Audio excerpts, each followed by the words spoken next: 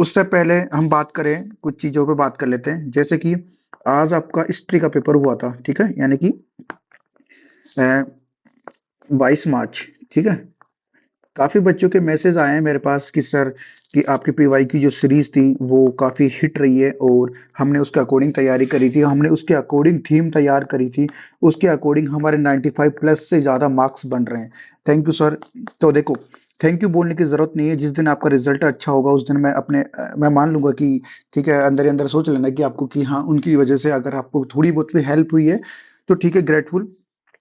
बाकी देखिए, विश्वास कीजिए, मैंने आपको क्या बोला था कल भी अपने में या परसों भी मैंने आपको एक ही बात बोली थी कि इस स्ट्रीम में जो चीजें है ना, वो डाइवर्सिटी ज्यादा है क्वेश्चन बनाने की। यानी कि वो थीम को पकड़ेगा और थीम के ऊपर नया क्वेश्चन फ्रेमवर्क करेगा, ठीक है। और हमें यही चीज पकड़नी है। अब आपका क्या है, ये जो मैं क्लासेस ले रहा हूँ ना, ये पोल साइंस की ले रहा हूँ, ठीक है। और पोल साइंस की क्लासेस से आपको एक चीज सीखनी है। पहला, रिवीजन क्लासेस कंटिन्यू देखना है आपको, ठीक है। मैं गारंटी देता हूँ चीजें कवर रहेगी अंडर अपने नोट्स एंड क्लासेस, ठीक है।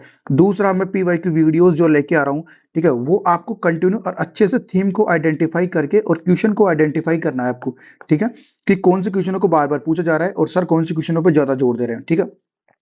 आप खुद आके बोलोगे सर कि हाँ हमारा पॉलिटिकल साइंस का पेपर है, जिस प्रकार से ज्योग्राफी में क्वेश्चन हिट हुए हैं, हिस्ट्री में क्वेश्चन हिट हुए हैं, ठीक है, उसी प्रकार से काफी अच्छा रिस्पॉन्स आ रहा है कि हिस्ट्री में सर की हिस्ट्री के अंडर हमारे अंडर पेपर था और हमें मजा आया पेपर सोल्व करने में।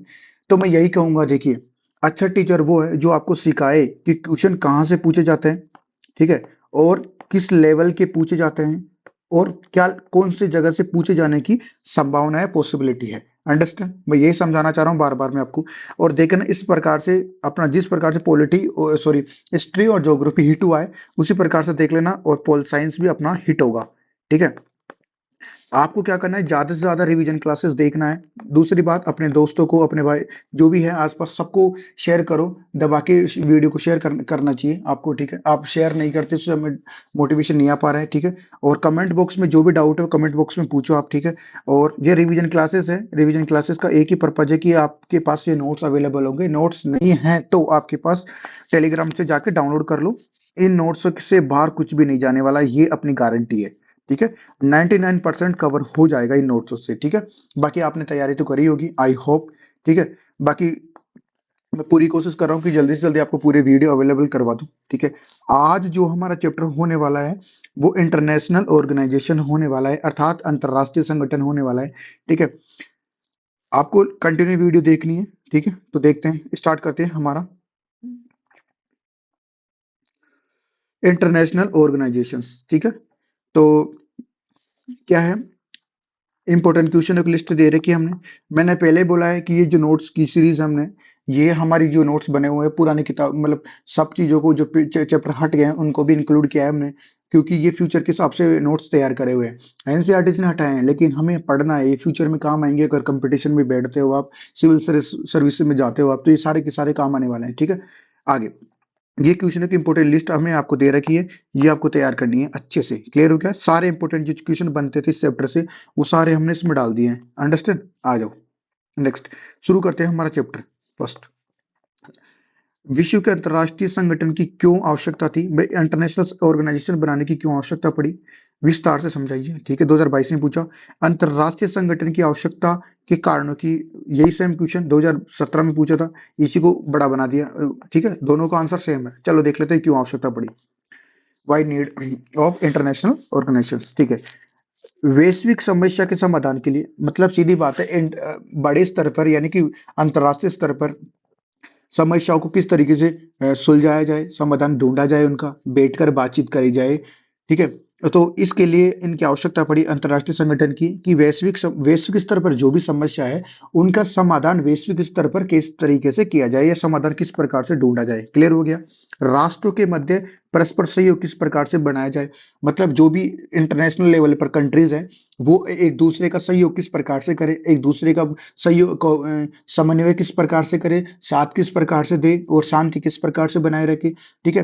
तो क्लियर हो गया। दूसरा, तीसरा, नियमों और नौकरशाही की रूपरेखा तैयार करना, अपनी कंट्री के लिए कुछ व्यापार के नियम, ठीक है, पर एडमिन को चलाने के लिए कुछ नियम, यानी कि प्रशासन को चलाने के लिए कुछ नियम, तो उन सबकी क्या करे करना, एक फ्रेमवर्क तैयार करना, रूपरेखा तैयार करना। अंतरराष्ट्रीय स्तर पर शांति और प्रगति यानी कि प्रोग्रेस के प्रति मानवता की आशा की प्रतीक के रूप में, ठीक है, यानी कि सीधी सीधी बात है, मानवता की सुरक्षा के लिए और अंतरराष्ट्रीय स्तर पर शांति के लिए अंतरराष्ट्रीय संगठन की क्या करी गई थी, स्थापना। अंडरस्टैंड हुआ, समझ में आया? ये चार कारण थी। अब इन्हीं चार कारणों को बड़ा सवाल पूछा है तो इन्हीं चार कारणों को पॉइंट बनाकर बड़ा बना दो। ठीक है, आ जाओ। अंतरराष्ट्रीय संयुक्त राष्ट्र संघ की स्थापना कब हुई? 2022 में पूछा आपसे। क्लियर हुआ? चलो देख लेते हैं। यूएनओ यानी कि यूनाइटेड नेशन ऑर्गेनाइजेशन क्या है? चलो। अटलांटिक चार्टर अगस्त 1941 41 को आया, ठीक है। कौन सा? Atlantic charter. ब्रिटेन के पीएम चर्चिल, ब्रिटेन के पीएम कौन थे? चर्चिल। और यूएसए के राष्ट्रपति कौन थे? रूजवेल्ट। यूएसए के राष्ट्रपति कौन थे? रूजवेल्ट। अटलांटिक चार्टर अगस्त 1941 में आया और किस किस के मध्य, कौन कौन लेके आए थे? ब्रिटेन। ब्रिटेन के पीएम कौन थे? चर्चिल। और यूएसए के राष्ट्रपति कौन थे? रूजवेल्ट।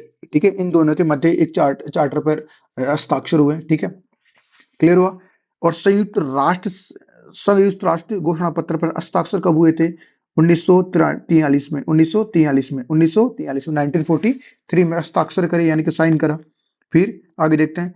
याल्टा सम्मेलन, कौन सा सम्मेलन? याल्टा सम्मेलन। ठीक है, जगह के स्थान का नाम आ रहा है याल्टा सम्मेलन। फरवरी 1955 में। 1945 में रूजवेल्ट जो कि यूएसए के राष्ट्रपति थे, स्टालिन, चर्चिल, ठीक है, यूएनए की सदस्यता का गठन और प्रकृति पर क्या करी इन्होंने? चर्चा करी थी। कब करी थी? फरवरी 1945 में। यहां तक क्लियर हुआ? चलो आगे देखते हैं। सैन फ्रांसिस्को सम्मेलन, सैन फ्रांसिस्को में एक सम्मेलन हुआ अप्रैल मई, ठीक है, 1945 में। ठीक है, 51 मूल संस्थापक सदस्यों ने साइन करा था, ये याद रखना आप। ठीक है, आपसे पूछा जा सकता है कि यूएनए के चार्टर पर या यूएनए के ऊपर साइन कितने मूल सदस्यों ने किया था? 51, 51 ने, याद रखना। ठीक है, संयुक्त राष्ट्र संघ की स्थापना कब हुई थी?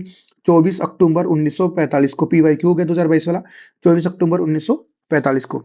यहाँ तक क्लियर हुआ? ठीक है, आगे देखते हैं। 24 अक्टूबर को ही अंतरराष्ट्रीय स्तर पर यूएनओ का दिवस मनाया जाता है। क्लियर हो गया? आपसे पूछा जा सकता है यूएनओ का दिवस कब मनाया जाता है? 24 अक्टूबर को। कब मनाया जाता है? 24 अक्टूबर को। क्लियर हो गया? और भारत ने इसकी सदस्यता कब ग्रहण करी थी? 30 अक्टूबर 1945 को। 30 अक्टूबर 1945 को भारत ने यूएनओ में शामिल हुआ था। क्लियर हो गया यहाँ तक? 24 अक्टूबर को तो बना, उसके 6 दिन बाद ही भारत शामिल हो गया था। क्लियर हो गया? क्योंकि भारत को पता था कि भाई अपने भी वैश्विक स्तर पर जो समस्या का समाधान है, हम भी बैठकर कोऑपरेट करेंगे आपको, और समस्या का समाधान ढूंढने में हम भी आपकी सहायता करेंगे। क्लियर हो गया? आ जाओ। League of nation, league of nation के नाम पर स्थान पर संयुक्त राष्ट्र संघ की स्थापना का प्रमुख कारण क्या था? ठीक है, इसकी स्थापना पर, इनकी स्थापना, यूएनए की स्थापना क्यों की गई? 2023 में सवाल पूछा। लीग ऑफ नेशन क्या है ये पहले देखते हैं। तो लीग ऑफ नेशन क्या है? प्रथम विश्व युद्ध के बाद झगड़ों के निपटाने के लिए अंतरराष्ट्रीय स्तर पर एक संगठन बनाया गया था। फर्स्ट वर्ल्ड वॉर के बाद में जितने भी इंटरनेशनल लेवल पर इश्यू थे ना, उनको सुलझाने के लिए या उनको समाधान ढूंढने के लिए एक संगठन बनाया था। कौन सा था? League of nation. League of nation. Clear हो गया? प्रथम विश्व युद्ध के बाद में झगड़ों को निपटाने के लिए अंतरराष्ट्रीय संगठन बनाया था। क्या नाम से था? League of nation. क्लियर हो गया? असफलता क्यों मिली इसको? ये फेल हो गया था। क्यों फेल हुआ था? सेकंड वर्ल्ड वॉर को रोक नहीं पाया था ये। किसको नहीं रोक पाया था? सेकंड वर्ल्ड वॉर को। क्लियर हो गया? इसलिए क्या असफल हो गया था लीग ऑफ नेशन। परिणाम क्या निकला? संयुक्त राष्ट्र संघ बना उसकी जगह। किसकी जगह? लीग ऑफ नेशन की। अब इस सवाल का उत्तर देखो। लीग ऑफ नेशन के स्थान पर संयुक्त राष्ट्र संघ की स्थापना का प्रमुख कारण क्या था? भाई लीग ऑफ नेशन जो कि प्रथम विश्व युद्ध के बाद में झगड़ों को निपटाने के लिए अंतरराष्ट्रीय स्तर पर एक संगठन का निर्माण किया गया था, जो कि सेकंड वर्ल्ड वॉर को रोकने में क्या हुआ? असफल हुआ। और उसके परिणाम स्वरूप रूस संयुक्त राष्ट्र संघ की क्या की गई? स्थापना। अब यूएनए की स्थापना का पर्पज क्या था? ठीक है, देखो, अंतरराष्ट्रीय झगड़ों को रोकना। ठीक है, अंतरराष्ट्रीय झगड़ों को रोकना और राष्ट्रों के बीच सहयोग की भावना यानी कि कोऑपरेट करना, उनको सामाजिक और आर्थिक विकास को में क्या करना? वृद्धि करना। क्लियर हो गया यहां तक? आगे आगे देखते हैं। संयुक्त राष्ट्र संघ सदस्यता कंट्री कितनी है? 193 की। 2016 के अनुसार है ये 193। पूछ सकता है आपसे देश। भाषाएं और मुख्यालय, ठीक है, दो भाषा में इनका जो भी डॉक्यूमेंट्स कार्रवाई होती है वो दो भाषा में होती है। एक तो अंग्रेजी और एक फ्रेंच, एक अंग्रेजी और एक फ्रेंच। ठीक है, और इसका हेडक्वार्टर कहाँ है? New York, Washington DC. New York, Manhattan द्वीप में। क्लियर हो गया? मैनहट्टन द्वीप में। क्लियर हो, ये याद रखना, आपको हेडक्वार्टर पूछ सकता है। वर्तमान में महासचिव 2000 एक जनवरी 2017 को पद ग्रहण किया था। नवे महासचिव कौन थे? Antonio Guterres, Antonio Guterres, Antonio Guterres, Antonio Guterres, ये याद रखना। क्लियर हो गया, आ जाओ। संयुक्त राष्ट्र संघ के प्रमुख शाखाएं यानी कि ब्रांचेस कौन कौन सी है देख लेते हैं। पहली है WHO यानी कि WHO वर्ल्ड हेल्थ ऑर्गेनाइजेशन। दूसरी है UNDP यानी कि यूनाइटेड नेशन डेवलपमेंट प्रोग्राम। तीसरी है ह्यूमन राइट्स यानी कि आपकी United national human rights commission. Clear हो गया। नेक्स्ट है यूनिसेफ, संयुक्त राष्ट्र बाल कोष के ऊपर है, ठीक है। और नेक्स्ट है यूनेस्को, ठीक है, संयुक्त राष्ट्र शैक्षणिक सामाजिक एवं सांस्कृतिक संगठन। क्लियर हो गया। और लास्ट है UNHRC यानी कि शरणार्थी उच्चायोग। क्लियर हो गया, ये इसकी ब्रांचें हैं। आपसे पूछ सकता है कि संयुक्त राष्ट्र संघ की कोई 4 ब्रांच लिखो, तो आप इनके नाम लिखना है आपको। क्लियर हो गया, ये इसके अंडर में रहकर काम करती है। चलो नेक्स्ट, संयुक्त राष्ट्र संघ के कितने अंग है? ठीक है, 6 अंग है। क्लियर, कितने अंग है? 6। तो कौन कौन से हैं ये आपके चार्ट बनाना है ऐसे आपको भी, ठीक है, ये डायग्राम बनाना है आपको। इससे क्या होता है, एग्जामिनर की नजरों में हम उसको ऐसा फील होता है कि हाँ बच्चे की समझ ज्यादा है, अंडरस्टैंडिंग ज्यादा है। पहला पार्ट कौन सा है? महासभा, ठीक है, जनरल असेंबली। सिक्योरिटी काउंसिल, ठीक है, सुरक्षा परिषद। तीसरी है सोशल इकोनॉमिकल सोशल काउंसिल, ठीक है, सामाजिक आर्थिक और सामाजिक परिषद। इंटरनेशनल कोर्ट, इंटरनेशनल कोर्ट अंतर्राष्ट्रीय न्यायालय। ट्रस्टीशिप परिषद, ठीक है, और सेक्रेटरीट यानी कि सचिवालय। क्लियर हो गया, आ जाओ एक एक को देखते हैं। महासभा क्या करती है? मुख्य विचार विमर्श करती है, मतलब जो भी मेन बात होती है वो यही जनरल असेंबली संभालती है। जो भी बातचीत करनी है, जो भी फैसला करना है, जो भी डिसीजन करना है, ये बैठकर यही करती है। सभी सदस्य देशों के प्रति, इसमें जो भी बैठने वाले लोग हैं वो सभी, इसके जो भी मेंबर हैं उनके सभी सदस्यों शामिल होते हैं इसमें, प्रतिनिधि शामिल होते हैं। प्रतिवर्ष एक मीटिंग होती है, बड़ी अधिवेशन होता है, ठीक है। UNO के महासचिव की नियुक्ति भी कौन करता है? महासभा। अब आपसे एक नंबर का सवाल पूछा जा सकता है, UNO की महासचिव की नियुक्ति कौन करता है? महासभा। कौन करता है? महासभा, याद रखना, ठीक है। कंट्री, कितनी कंट्री इसके देश है इसमें, यानी कि इसके सदस्य हैं 193। क्लियर हो गया, चलो आई होप कि समझ में आया होगा। सिक्योरिटी काउंसिल क्या है? इसमें टोटल 15 सदस्य हैं। कितने सदस्य हैं? 15। 5 स्थायी और 10 अस्थायी, 5 स्थायी और 10 स्थायी, ठीक है, अस्थायी। क्लियर हो गया। 5 स्थायी सदस्यों के पास वीटो पावर कौन कौन सी है? USA, चाइना, रशिया और फ्रांस और इंग्लैंड। USA, चाइना, रशिया यानी कि रूस, फ्रांस और इंग्लैंड यानी कि ब्रिटेन, ठीक है। अब वीटो पावर क्या है ये भी देख लेते हैं। ये भी PY की पूछा हुआ है, ये भी PY की पूछा हुआ है, देख लेते हैं। वीटो पावर, मना करना। वीटो का अर्थ क्या है? मैं मना करता हूँ, ठीक है, मैं मना करता हूँ, सीधी सीधी बात है। देखो 5 कंट्रीज है, उनके पास मान लो कोई भी यूएनओ में कोई भी किसी भी चीज के ऊपर कोई भी प्रस्ताव लेके आता है, तो पांचों कंट्रियों में से अगर किसी एक ने भी मना कर दिया ना, तो वो प्रस्ताव खारिज हो जाएगा। क्लियर हो गया, इसका मतलब यही है कि मैं मना करता हूं, मैं इसका समर्थक नहीं हूं। क्लियर हो गया। कोई भी सदस्य, स्थायी सदस्य किसी भी महत्वपूर्ण प्रश्न या प्रस्ताव पर असहमति प्रकट करता है, तो उसे अस्वीकृत कर दिया जाएगा। तो इस शक्ति को ही क्या कहा जाता है? Veto power. Veto power, understand, समझ में आया होगा आपको। चलो आगे,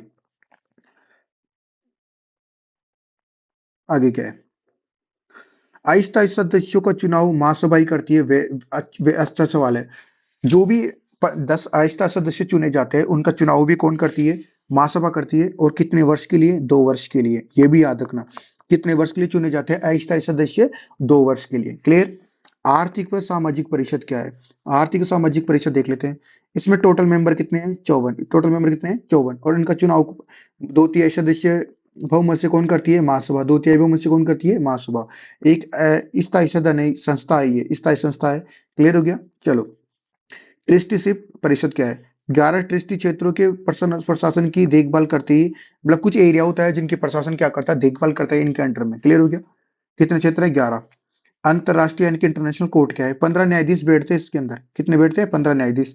चयन कौन करता है? महासभा और सुरक्षा परिषद के द्वारा। कौन कौन करता है? महासभा और सुरक्षा परिषद, ये याद रखना, ठीक है।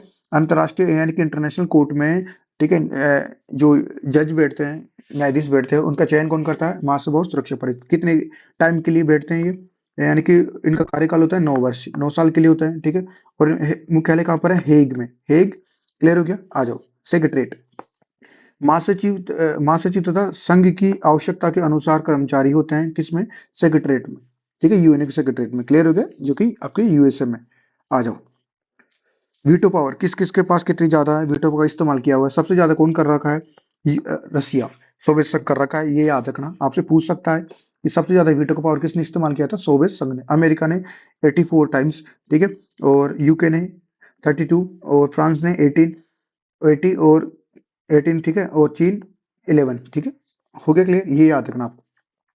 आगे लो। नेक्स्ट, नेक्स्ट है, ये इंपॉर्टेंट टॉपिक है, याद रखना।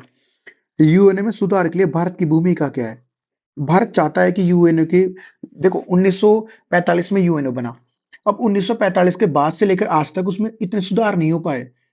वो पहले वाले तरीके, तौर तरीके चल रहे हैं, वो पहले वाले कि हाँ भाई 5 सदस्य ही स्थायी सदस्य रहेंगे और 10 सदस्य चुना जाए। भारत ये चाहता है कि भाई अब तो सुधार कीजिए, अब तो रिफॉर्म करो, ठीक है। देखो, संयुक्त राष्ट्र की मजबूती पर बल देता है भारत। क्या बोलना चाहता है? कि विश्व स्तर पर शांति को बढ़ावा दो और सुरक्षा को बढ़ावा दो, ठीक है। क्या बोलना चाहता है? यूएनए की मजबूती पर बल देना चाहता है भारत, और क्या क्या बोल रहा है? कि विश्व शांति को बढ़ावा दिया जाना चाहिए, सुरक्षा को बढ़ावा दिया जाना चाहिए। विकास के मुद्दों पर बल देता है, जैसे सहयोग किया जाना चाहिए एक दूसरे के मध्य, कोऑर्डिनेट किया जाना चाहिए, यानी कि समन्वय किया जाना चाहिए एक दूसरे के मध्य। क्लियर हो गया? और भारत ये भी बोलता है कि सुरक्षा परिषद की संरचनाओं में क्या करना चाहिए? बदलाव करना चाहिए। देखते हैं क्या बोलता है कि प्रतिनिधिमूलक, ठीक है, प्रतिनिधिमूलक जो भी इसमें 193 देश है, उसके कुछ कंट्री यानी कि कुछ महाद्वीपों से ही ज्यादा लोग यानी कि रिप्रेजेंटेटिव आते हैं, सभी से नहीं आ पाते हैं। तो भारत ये बोलना चाह रहा है कि सभी का क्या होना चाहिए? समान प्रतिनिधित्व होना चाहिए। क्लियर हो गया? दूसरी बात, समकालीन देशों की संख्या में, समकालीन देशों की यानी कि विकसित देशों की तुलना में समकालीन देश जिनका विकास हो रहा है उनकी संख्या में वृद्धि होना चाहिए, जैसे कि एशिया और अफ्रीका और दक्षिण अमेरिका के देशों की संख्या को बढ़ाना चाहिए। क्लियर हो गया? गतिविधियों का दायरा भी बढ़ाया जाना चाहिए, जैसे स्वास्थ्य, शिक्षा, पर्यावरण, मानवाधिकार और सामाजिक न्याय, लिंग न्याय और जनसंख्या नियंत्रण आदि। इन क्षेत्रों तक भी इनका सुरक्षा पर यानी कि यूएनओ का दबदबा होना चाहिए, इनका क्षेत्र बढ़ाया जाना चाहिए, विस्तार किया जाना चाहिए। एक और आप ऐड कर सकते हैं अलग से कि भारत ये भी बोलता है कि सुरक्षा परिषद की जो 15 सदस्य हैं उनको भी संख्या को भी बढ़ाया जाना चाहिए, और भारत को भी स्थायी सदस्य की संख्या सदस्यता दी जानी चाहिए। ठीक है, हो गया क्लियर? आ जाओ नेक्स्ट। यूएनए के महासचिव दो कहाँ से थे? एशिया महाद्वीप से थे। पहला कौन सा था? यूथोंट थे, बर्मा से आते थे। ये याद रखना कि कौन से बर्मा से आते थे? यूथोंट। बान की मून 2007 से 2016 में कहाँ से? दक्षिण कोरिया से आते थे। क्लियर हो गया यहाँ तक? चलो, यूएनए के किस महाद्वीप को नोबेल पुरस्कार मिला था? ये सवाल पूछा हुआ है, ठीक है, 2024 में। ठीक है, कौन से थे? कोफी ए आनंद 2001 में मिला हुआ था। ये याद रखना कब मिला होता है, कहाँ से आते हैं ये भी याद रखना। ठीक है, कहाँ से आते हैं ये याद रखना है आपको। कहाँ से आते हैं? गाना से। ठीक है, कब मिला था? 2001 में। ठीक है, एशिया से आने वाले दो कौन से थे? यूथोंट और बान की मून। क्लियर हो गया? आ जाओ, वेरी गुड, आ जाओ। 1991 के बाद से आए बदलाव, ठीक है, क्या बदलाव आए? सोवियत संघ का विघटन हो गया, ठीक है, पतन हो गया उनका। क्लियर हो गया? अमेरिका सबसे ज्यादा ताकतवर देश यानी कि वर्चस्व के रूप में उभरा। सोवियत संघ का उत्तराधिकारी कौन? रूस बना। ठीक है, और चीन महाशक्ति के रूप में धीरे धीरे उभर रहा है। ठीक है, ये कुछ बदलाव हुए। चुनौती क्या क्या आई सामने? ठीक है, 1991 के बाद में जनसंहार, लोगों को मारा गया, गृह युद्ध होने लगे, देशों के मध्य ही जातीय संघर्ष फैल गया। ठीक है, आतंकवाद की घटनाएं सामने आने लगी, परमाणु प्रसार यानी कि परमाणु हथियार की होड़ लग गई, जलवायु बदलाव यानी क्लाइमेट चेंज में आने लगे, पर्यावरण को नुकसान होने लग गया, और महामारियां फैलने लगी, प्राकृतिक आपदाएं बढ़ने लगी। ये सब चुनौती का क्या करना पड़ गया था? सामना। चलो, अब हम देखते हैं संयुक्त राष्ट्र संघ की सफलता, सक्सेस क्यों रहा है ये? ठीक है, देख लेते हैं। विश्व स्तर पर शांति और सुरक्षा की स्थापना करी इन्होंने। विश्व स्तर पर क्या करी? ठीक है, पीसफुल एनवायरनमेंट क्रिएट किया इन्होंने, शांति और सुरक्षा की स्थापना करी, आतंकवाद का विरोध किया इन्होंने। ठीक है, किसका विरोध किया? आतंकवाद का। निरस्त्रीकरण का बल, साम्राज्यवाद एवं उपनिवेशवाद का इन्होंने क्या किया? विरोध किया। ठीक है, मानव अधिकारों का संरक्षण, ठीक है, मानव अधिकारों के ऊपर यानी कि ह्यूमन राइट्स को बढ़ावा दिया उन्होंने, प्रोटेक्ट किया। ठीक है, आ जाओ देखो, यूएनओ की 4 विशिष्ट एजेंसियां कौन कौन सी हैं? अब देखो, कई बच्चे पूछेंगे सर आपने इसको बड़ा तो किया ही नहीं। अरे डू सेल्फ भी कुछ वर्ड होता है, मैं उम्मीद करके चल रहा हूँ आपने क्लास में पढ़ा होगा ये सब चीजें, और हमने यहाँ पर पॉइंट पॉइंट लिखा है मेन में। और आपकी जिम्मेदारी है, अगर आपको ये सवाल पूछे 4 नंबर या 5 नंबर में, तो आप इनको पॉइंट बनाइए और इनके अंदर जाके आराम से लिख सकते हैं, समझा सकते हैं। ठीक है, आ जाओ, क्लियर हो गया? आ जाओ। यूएनए की चार विशिष्ट एजेंसियां, ठीक है, कौन कौन सी है? पहला है आईएलओ, इंटरनेशनल लेबर ऑर्गेनाइजेशन, दूसरा है यूनेस्को, तीसरा है डब्ल्यूएचओ, चौथा है एफ एफएओ, ठीक है, यानी कि food and agriculture organisation. Clear हो गया? ठीक है, ये चार विशिष्ट एजेंसियां। गैर एजेंसियां भी है क्या कुछ? हाँ है, एमनेस्टी इंटरनेशनल है एक, और ह्यूमन राइट्स वॉच है। ये गैर एजेंसियां है लेकिन यूएनए के साथ ही काम करती है मिलकर, ठीक है। आ जाओ नेक्स्ट। अब ये क्या है? गैर एमनेस्टी क्या है? ये एक एनजीओ है, ध्यान रखना, क्या है? एक एनजीओ, गैर सरकारी संगठन है, मानव अधिकारों की रक्षा के ऊपर बात करता है ये। किस क्या काम है इसका? मानव अधिकारों की सुरक्षा करने का। क्लियर हो गया? सरकारों के द्वारा किए जा रहे वाले दुर्व्यवहार को विरोध करता है। सरकारें जो भी मानव अधिकारों का उल्लंघन कर रही है उसका विरोध करती है, एमनेस्टी इंटरनेशनल, ठीक है। ह्यूमन राइट्स वॉच क्या है? ठीक है, ये एक अंतर्राष्ट्रीय संगठन है, यानी कि ये भी एक एनजीओ है, ठीक है। ये भी मानव अधिकारों की वकालत करता है, सुरक्षा करता है, मीडिया का मानव अधिकारों के उल्लंघन की ओर ध्यान आकर्षित करता है। मीडिया का यानी कि ध्यान मानव अधिकारों के साथ जो भी उल्लंघन हो रहा है, जनसंहार हो रहा है, उनकी ओर ध्यान आकर्षित करता है ये। क्लियर हो गया? चलो वेरी गुड। अब बात करते हैं डब्ल्यूटीओ, जो कि यूएनए का क्या नहीं है? पार्ट नहीं है, ठीक है। आईएमएफ और डब्ल्यूटीओ यूएनए का पार्ट नहीं है, ध्यान रखना। इसकी स्थापना हुई थी 1 जनवरी 1995 को। ये एक अंतर्राष्ट्रीय संगठन है। इसमें कितने टोटल कंट्रीज कितनी है? 164 में, ठीक है। और ये किसका प्रतिष्ठापक है? याद करो, 1948, याद करो, गेट याद आ गया होगा, ऑलरेडी क्लास में समझा रखा है, बता रखा है, ठीक है। नेक्स्ट, सुरक्षा परिषद के लिए आवश्यक मापदंड बताइए जो सदस्यों के लिए आवश्यक होते हैं, ठीक है। सुरक्षा परिषद के स्थायी और अस्थायी सदस्यों के लिए सुझाव देगी जो चार मापदंड भाई, जिनके आधार पर इनकी सदस्यता दी जाती है, ठीक है। वही सेम सवाल पूछ लिया, पीवाई की रिपीट हुआ। क्या क्या मापदंड है? सबसे पहला, वो आर्थिक रूप से मजबूत होना चाहिए, उसकी आर्थिक इकोनॉमी की व्यवस्था अच्छी होनी चाहिए, उसके पास सैन्य शासक या सैन्य ताकत ज्यादा होनी चाहिए, ठीक है। आ जाओ नेक्स्ट, यूएनए में उसके बजट का क्या होना चाहिए? योगदान होना चाहिए, यूएनए के बजट में वो योगदान देता हो देश। आबादी के मामले में बड़ा राष्ट्र हो देश विश्व स्तर पर, ठीक है। और लोकतांत्रिक कंट्री होना चाहिए वो, मानव अधिकारों की सुरक्षा करता हो, ठीक है। अपने भूगोल, अपनी अर्थव्यवस्था और संस्कृति की विश्व में क्या होना चाहिए? वृद्धि करता हो, और वर्तमान में फैल रहा हो, विस्तार हो रहा हो उसका। क्लियर हो गया? ये मापदंड है जिनके आधार पर अस्थायी और स्थायी सदस्यता दी जाती है यूएनओ में। क्लियर हो गया? चलो अब देख लेते हैं कौन कौन बजट में योगदान देता है। सर्वाधिक योगदान तो आपका यूएसए ही देता है, इसलिए अपनी मनमानी ज्यादा करता है ये, ठीक है। दूसरा चीन 12%, ठीक है। यूएसए कितना देता है? 22%, ठीक है। फ्रांस 4.5, 4.4, और ब्रिटेन 4.5, और रूस 2.4, और भारत 0.8। ये याद रखना, ठीक है। आ जाओ भारत को सुरक्षा परिषद का स्थायी सदस्य बनाने के लिए विपक्ष में ये पूछा जा सकता है, इस बार इंपोर्टेंट है ये सवाल, ठीक है। ये पूछे जा सकते हैं इनमें से कोई भी एक। भारत को सुरक्षा परिषद के लिए स्थायी सदस्य के रूप में शामिल करने के लिए आप क्या चाहेंगे? सीधी बात है, भारत को मैंने बोला ना, भारत सुरक्षा परिषद का सदस्य बनना चाहता है। क्लियर हो गया? इसके लिए आप अ, देख लें क्या कारण है। पहला, भारत आबादी के मामले में दूसरा सबसे बड़ा है, और अब तो पहला हो गया है, ठीक है। वर्तमान की बात करें तो पहला हो गया है। 142.60 करोड़ से अधिक जनसंख्या है भारत की, चीन को भी छोड़ दिया साइड में, ठीक है। जो भी है, देखो मेरा मानना है, पॉपुलेशन बढ़ना किसी भी राष्ट्र की, देश की ताकत भी होती है और नुकसान भी होता है। देखो, देश की ताकत तो है कि हाँ लोकतांत्रिक कंट्री है, इतनी जनसंख्या होना जायज है, लेकिन आप एक चीज देखो ना, अगर संसाधनों की कमी है ना, तो उस देश के ऊपर जनसंख्या दबाव ज्यादा डालेगी, मतलब कोई मतलब नहीं रहेगा, ठीक है। मेरा मानना है कि जनसंख्या है तो उसके हिसाब से हमारे पास संसाधन भी होने चाहिए, ठीक है। जो भी है, वट विश्व की कुल जनसंख्या का कितना परसेंट है? 1/5। विश्व का सबसे बड़ा लोकतंत्र देश है, सबसे बड़ी डेमोक्रेटिक कंट्री है, ठीक है। यूएनओ की लगभग सभी पहलकदमियों में भाग लेती है, चाहे विश्व शांति युद्ध हो, चाहे किसी देश में किसी प्राकृतिक आपदा हो, किसी भी चीज हो, भारत बढ़ चढ़ कर भाग लेता है, सहयोग करता है, कोऑपरेट करता है, ठीक है। आ जाओ, यूएनए के बजट में भी भारत योगदान देता है 2.64, ठीक है। इस वजह से भारत को सुरक्षा परिषद में क्या दी जानी चाहिए? स्थायी सदस्यों की सदस्यता। आ जाओ, एक ध्रुवीय विश्व में संयुक्त राष्ट्र संघ की भूमिका क्या है? व्याख्या कीजिए, ठीक है। अच्छा सवाल है। क्या आप इस बात से सहमत हैं कि यूएनए जैसा अंतर्राष्ट्रीय संगठन पूरे विश्व के लिए अपरिहार्य है? और आप उत्तर किस पक्ष में? चार कारण बताइए। अच्छे सवाल है, दोनों इंपॉर्टेंट सवाल है, देख लेते हैं क्या है, ठीक है। एक ध्रुवीय विश्व में यूएनए का महत्व कितना है? ठीक है भाई, वर्तमान में आपकी अमेरिका एक शक्ति के रूप में उभर रही है, और उसकी तुलना में क्या यूएनए भी अपना महत्व रखता है क्या? चलो देख लेते हैं। यूएनओ अमेरिका और शेष विश्व के बीच विभिन्न मुद्दों के बातचीत करने के ऊपर कायम कर सकता है। ठीक है, वेरी गुड। विवादों और सामाजिक और आर्थिक मुद्दों पर, ठीक है, यूएनओ के देशों को एक साथ लाया जा सकता है, सही बात है। ठीक है, शेष विश्व यूएनओ के मंच पर अमेरिका के रवैये पर अंकुश लगा सकता है, सही, ठीक है।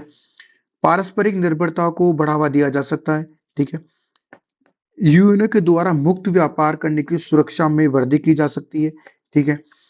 आतंकवाद और जलवायु परिवर्तन, ग्लोबल वार्मिंग और महामारी, आर्थिक पिछड़ेपन जैसी समस्याओं का समाधान हेतु यूएनओ के 193 देशों के एकजुट होकर काम किया जा सकता है और इन समस्याओं का क्या ढूंढा जा सकता है, समाधान। क्लियर हो गया।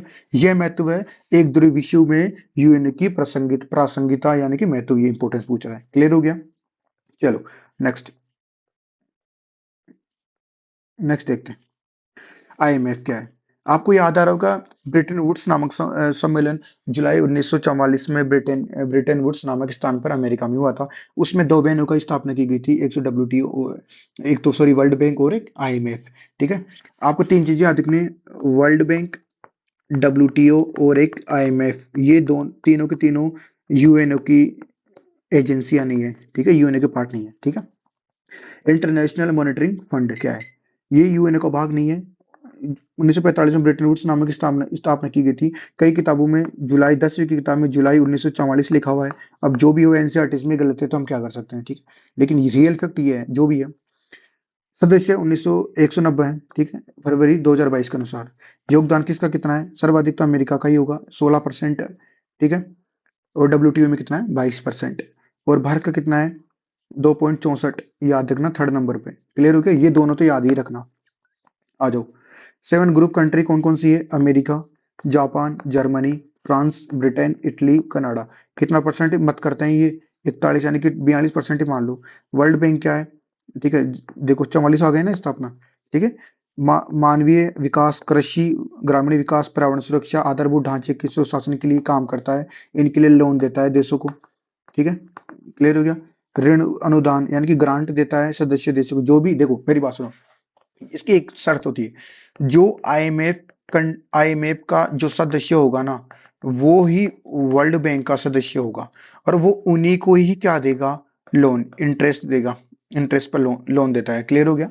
आ जाओ, समकालीन विश्व अर्थव्यवस्था को प्रभावित करती है, ठीक है, और जिन देशों की हालत खराब है उनको भी ये ग्रांट देता है। क्लियर हो गया।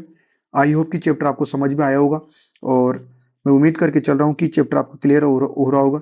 ठीक है, ये रिवीजन क्लासेस है, तो इनमें इनमें मैं कोशिश कर रहा हूँ कि सारी चीजें कवर हो जाए, लेकिन आपको ये क्वेश्चनों की लिस्ट अब आपके सारी की सारी सोल्व हो जाएगी, मैं गारंटी देता हूँ। ठीक है, और इन क्वेश्चनों से बाहर एक भी क्वेश्चन नहीं जाने वाला है, ये भी मैं हम गारंटी देते हैं। ठीक है, आपको दो ही चीज करनी है, नोट्स की अच्छे से चीजें तैयार करो, क्लासेस लो, रिवीजन क्लासेस लो अपनी, ठीक है, और साथ में पीवाई की सीरीज को अच्छे से देखो, बस ये दो चीज करके जाओ, मैं गारंटी देता हूँ 100 आउट ऑफ 100 हो क्या हो गया आप, एक भी क्वेश्चन बाहर से नहीं होगा। अगर क्वेश्चन बाहर हो तो आप कमेंट बॉक्स में आके लिखना, ठीक है। और हिस्ट्री का पेपर आप देख के आ चुके हो, तो प्लीज मेरे रिक्वेस्ट से आप मुझे कमेंट बॉक्स में बताइए कि आपका हिस्ट्री का पेपर कैसा हुआ और अपने वीडियो से कितना फायदा हुआ। अंडरस्टैंड, प्लीज बताइए, जो जैसा भी हुआ, देखो मिले नहीं मिले, अब जब तक नहीं बताओगे तब तक पता नहीं चलेगा हमें। ठीक है, आई होप, और इन क्वेश्चनों को आपको तैयार करना है, ठीक है। नेक्स्ट वीडियो में जल्दी मिलेंगे आपको, तब तक के लिए पढ़ते रहो, चिल रहो, मस्त रहो, टेंशन नहीं लेना है, जिंदगी छोटी सी है, ठीक है, हो जाएगा सब कुछ जब तक हम हैं आपके साथ। ठीक है, बाय बाय।